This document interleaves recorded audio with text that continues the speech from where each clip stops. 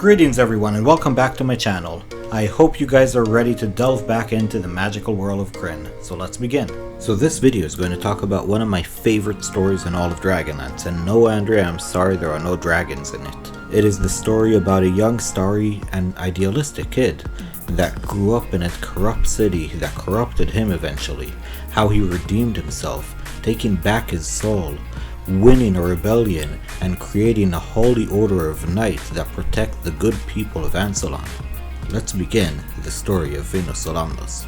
Okay, so Vinas grew up in the capital of Ergothian. He was the son of a noble and he lived a very cushy life. Now his dream was to join the army. That was his entire ambition. All what he wanted to do is join the army and see the world. Then at the age of 16, Vinas and Lucia, she was his childhood friend from an unknown family. Anyway, they ran away from home and tried to enlist in the army. When they got there, the captain saw that there are two young children, so he gave them a challenge. If you climb to the top of this 50-foot pole, you will go into the army. And so Vinas took off his shirt, they tied it to each other, and they used themselves as counterbalance all the way up. When they got there, they were happy, everyone was cheering, yada yada yada. But on the way down, the shirt ripped, and Vinas was able to push Lucia to safety, but when he did that, he impaled his leg. Lucia got into the army. It's a small Mulan story, very nice, and after a few months they found out that she was a woman, not surprising, and she was kicked out of the army for that. Vinas, on the other hand, he fell unconscious because of his injuries. When he woke up to find his father standing above him. His father said that if he really wants to join the army, he should do it properly as an officer, because no son of his is going to be a common soldier. After he healed from his injuries, he rejoined the army, but this time he went into officer training, and 2 years later he came out with the rank of colonel. Back to Lucia. She finished her military training, and she got kicked out of the army while she was marching near the city of Solamnus. Now this is important because she was kicked out of the army without any money and only with the clothes on her back. She couldn't go back to Daltigot. She was stuck there. While she was in Solamnus, she convinced the other peasants to rebel against the empire for taking all of their food and taxes. And this is where the fun begins. Her small rebellion caused the government to send a young colonel over. This young colonel was Vinas Solamnus, none other, and not surprising. When Vinas got to Solamnus, he saw how badly the local colonel is treating the people, how hard and how high they are taxing everyone, how they are taking all of the peasants' food and leaving them to starve at the night. And Vinas decided that he had to do something about it. He couldn't let it go.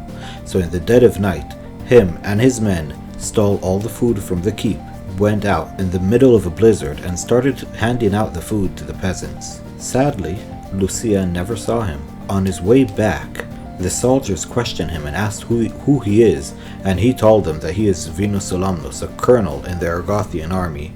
They started to open the gates, but then they hesitated, so Vinas and his men killed a few of the guards, and then when he went in, he had to kill the colonel because the colonel attacked him for stealing the food from the keep. For those crimes, for giving food back to the people and killing a colonel, Vinas was sentenced to death. Vinas's father pulled every string he could to get his son off of death row, and at the end he succeeded, but Vinas had to leave the army and join the clergy of Paladin. So for 2 years he learned the way of the cloth, and he made friends with a half-orc named Titus. On the day of the emperor's wedding, and yes, it was an old emperor with a very young and beautiful bride, the emperor was about to be assassinated, and Vinas and his father found out about it. Together they were able to stop the plot of the assassins and save the emperor, but sadly Vinas's father dies in the attempt. The emperor rewards Vinas and turns him into a traitor of the imperial guard, and for several years Vinas succeeds in saving the emperor's life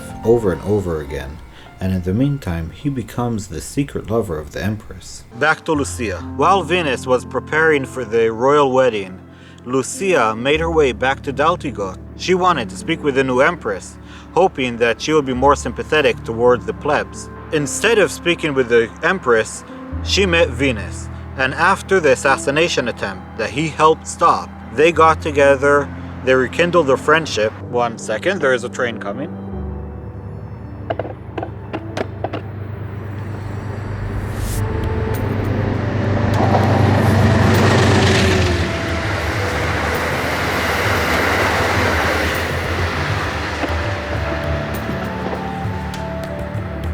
She accepted and received the rank of colonel in the Griffin unit. So now she was leading a platoon of Griffins, and how freaking awesome is that? After a few years, a rebellion started to bubble up in the eastern provinces. The emperor sent Vinas Solamnus with a big part of the army to destroy this rebellion. On his way there, he fought a major battle crossing the Vanguard River, killing 2,000 rebels and losing most of his supply train while they were crossing. On the way to Vanguard Keep, he took everything he could from the land to replenish his lost supplies. After besieging the castle for months, the king surrendered to Vinas Solamnus. Vinas and his men entered the keep into the great hall, and a big feast was waiting for them. The self-proclaimed king Antonius Leopard, something like that. He explained to him what was going on with the people, what the empire really has been doing to the people, how the taxation was driving them to starvation, and how the eastern provinces were forgotten by the empire, where bandits and hooligans were raiding them, and nobody ever came to help. After finishing the meal, the self-proclaimed king's aide slit his throat so Vinas will not need to bring him back to the capital to stand trial. After a few months, Vinas started to understand that he was in the wrong, that the empire was in the wrong, and the people needed someone to represent him. And on a cheerier note, Vinas and Lucia finally admitted that they love each other and they became a couple. So that's great. Moving on. The Rose Rebellion, as it was called, where Vinas Solamnus, with most of the officers and most of the soldiers that came with him to Vanguard, joined his forces and the rebels, and with that they started their own rebellion against the crown. And I'm going to continue that from my house. Have a great day. Okay, so we are back in my studio, and by studio I mean my bedroom. Now, the Rose Rebellion is the name given to the rebellion started by Vinas Solamnus. The eastern provinces of the human empire of Ergoth rallied to Solamnus. He trained them and turned them into an effective military unit, and with them they outmaneuvered the entirety of the Ergoth army. With thanks to Lucia with her airborne cavalry, they were able to get to the capital of Daltigot with relatively little bloodshed. After laying siege to the capital, the emperor gives in and the eastern provinces get their independence. They named the new nation Solamnia, and Vinas becomes the first king. After a few years of relative peace, Vinas goes on a soul-searching honor quest. When Vinas returns from his quest, he creates an order of Knights for Good, the Crown, the Sword, and the Rose Knights. They become the guardians of Ansalon. And with that, I'm going to end for today. I hope you enjoyed this story about one of the greatest leaders of all time, one of the most virtuous people in the entirety of Dragonlance, but he wasn't always like that. He was as dark and twisted as the rest of them, but he found his way to the light, and so should you. Have a great day.